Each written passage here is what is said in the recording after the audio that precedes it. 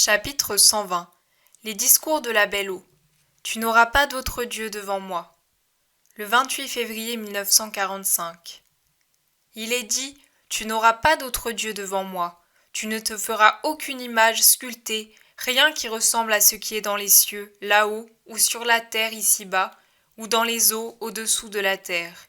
Tu ne te prosterneras pas devant ces dieux, et tu ne les serviras pas, car moi, Yahvé ton Dieu, je suis le Dieu fort et jaloux, qui punit la faute des pères sur les enfants, les petits-enfants et les arrière-petits-enfants, pour ceux qui me haïssent, mais je fais miséricorde jusqu'à la 1000e génération, pour ceux qui m'aiment et gardent mes commandements.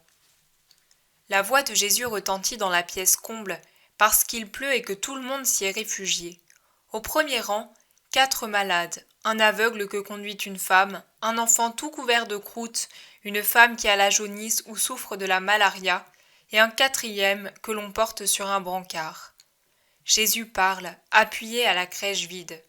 Jean et les 2 cousins ainsi que Matthieu et Philippe sont près de lui, tandis que Judas, avec Pierre, Barthélemy, Jacques et André sont à la sortie et organisent l'entrée de ceux qui arrivent encore. Thomas et Simon circulent parmi les gens, font taire les enfants, recueillent les oboles, écoutent les requêtes. Tu n'auras pas d'autre Dieu devant moi. Vous avez entendu que Dieu est omniprésent par son regard et sa parole.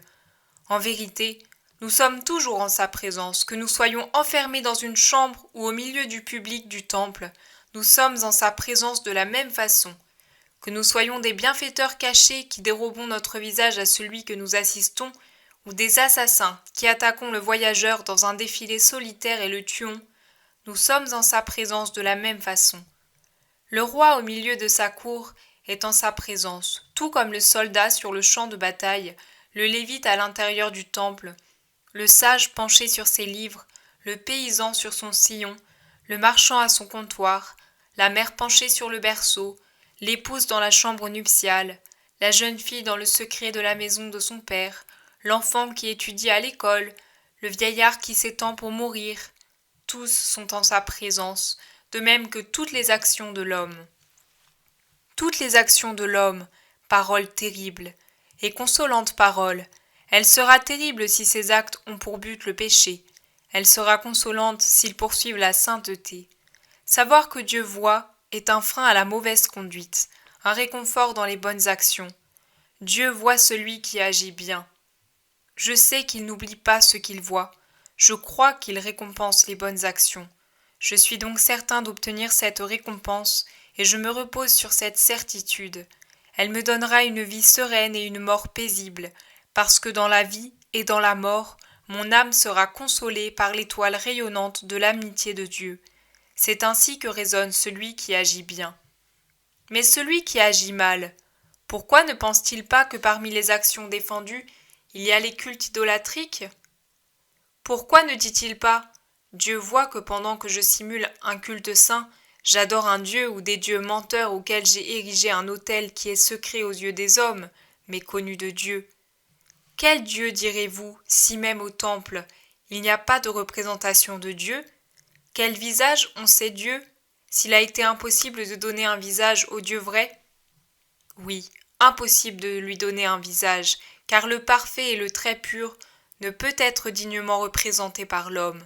Seule l'âme entrevoit sa beauté spirituelle et sublime, entend sa voix, goûte sa tendresse quand il se répand près d'un saint qui mérite ce contact divin.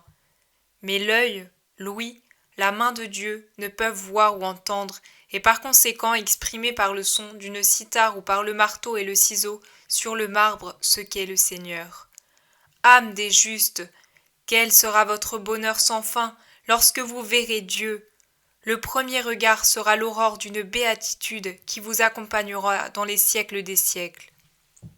Cependant, ce que l'homme ne peut faire pour le vrai Dieu, il le fait pour des dieux menteurs. L'un érige un autel à la femme, un deuxième à l'or, un autre à la puissance, à la science ou au triomphe militaire. L'un adore l'homme puissant, son semblable dans l'ordre naturel, qui ne le dépasse que par la force ou la chance. Un autre s'adore lui-même et dit « Il n'y a personne qui m'égale ». Voilà les dieux de ceux qui appartiennent au peuple de Dieu. Ne vous étonnez pas de voir les païens adorer des animaux, des reptiles ou des astres. Combien de reptiles, combien d'animaux, combien d'astres éteints n'adorez-vous pas dans vos cœurs? Les lèvres prononcent des paroles mensongères pour flatter, pour posséder, pour corrompre. Cela n'est-il pas la prière d'une idolâtrie secrète? Les cœurs couvent des pensées de vengeance, de trafic de prostitution. N'est-ce pas là rendre un culte au Dieu immonde du plaisir, de l'avidité et du mal? Il est dit, tu n'adoreras rien de ce qui n'est pas ton Dieu vrai, unique, éternel. Il est dit, je suis le Dieu fort et jaloux. Fort, aucune autre force n'est plus grande que la sienne. L'homme est libre d'agir, Satan est libre de tenter, mais quand Dieu dit « cela suffit », l'homme ne peut plus mal agir et Satan ne peut plus tenter. Ce dernier est refoulé dans son enfer, l'autre abattu dans l'excès de ses mauvaises actions, car il y a une limite que Dieu ne leur permet pas de dépasser. Jaloux. De qui? De quelle jalousie? La mesquine jalousie des petits hommes? Non, mais de la sainte jalousie de Dieu pour ses enfants. C'est la juste jalousie, la jalousie amoureuse. Il vous a créé, il vous aime, il vous veut. Il sait ce qui vous nuit, il connaît ce qui tend à vous séparer de lui. Et il est jaloux de ce qui se met entre le Père et ses enfants et les dévie de l'unique amour qui est salut et paix. Dieu. Comprenez cette sublime jalousie qui n'est pas mesquine, qui n'est pas cruelle, qui n'emprisonne pas. Elle est au contraire amour infini, bonté infinie et liberté sans limite, et elle se donne à la créature finie pour l'aspirer à lui et en lui pour l'éternité, et désire la faire participer à son infinie bonté. Un bon père ne veut pas être seul à profiter de ses richesses, mais il veut que ses enfants y aient part. Au fond, c'est plus pour ses enfants que pour lui-même qu'il les a accumulés. Il en va de même pour Dieu, mais il apporte dans cet amour et ce désir la perfection de toute son action. Ne décevez pas le Seigneur, il promet le châtiment pour les coupables et pour les enfants des enfants coupables. Or les promesses de Dieu ne sont jamais mensongères. Mais que votre âme ne s'abatte pas, ô Fils de l'homme et de Dieu. Écoutez l'autre promesse et exultez. Mais je fais miséricorde jusqu'à la 1000e génération à ceux qui m'aiment et gardent mes commandements. Jusqu'à la 1000e génération des bons et jusqu'à la 1000e faiblesse des pauvres enfants de l'homme, qui tombent non par malice, mais par étourderie et par les pièges du démon. Plus encore, je vous dis qu'il vous ouvre les bras, si le cœur contrit et le visage baigné de larmes vous dites « Père, j'ai péché, je le sais, je m'humilie et le reconnais devant toi. Pardonne-moi, ton pardon sera ma force pour revenir à vivre la vraie vie. » Ne craignez pas, avant que vous ne péchiez par faiblesse, il savait que vous alliez pécher. Mais son cœur ne se ferme que lorsque vous persistez dans le péché, en le voulant réellement, en faisant d'un péché ou de plusieurs péchés vos horribles dieux. Abattez toutes les idoles, faites place au Dieu vrai, il descendra dans sa gloire pour consacrer votre cœur quand il ne verra que lui seul en vous. Rendez à Dieu sa demeure, ce n'est pas dans des temples de pierre, mais dans le cœur des hommes qu'elle se trouve. Lavez-en le seuil, débarrassez l'intérieur de tout luxe inutile ou coupable. Dieu seul, lui seul, il est tout. Et le cœur d'un homme où réside Dieu, le cœur d'un homme qui chante son amour à l'hôte divin, n'est en rien inférieur au paradis. Faites de chaque cœur un ciel, commencez la cohabitation avec le Très-Haut.